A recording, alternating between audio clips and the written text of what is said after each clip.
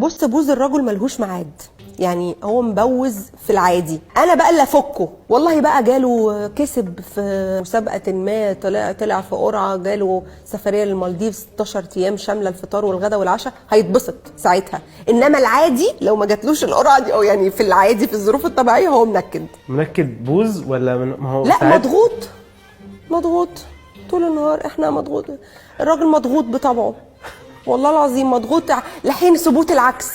اصل انا افهمك على حاجه. ساعات انت بتبقي فاكره ان الراجل مثلا مش عايز يتكلم وساكت عشان هو في حاجه في دماغه او في حاجه. لا انا فاهمه هو ساعات بيبقى مفيش ايوه حاجة. بيفكر في اللا وجود. انا فاهمه. ايوه، فهو ممكن تبقي فاكره ان ده بوز، لا بس هو لا سرحان عادي.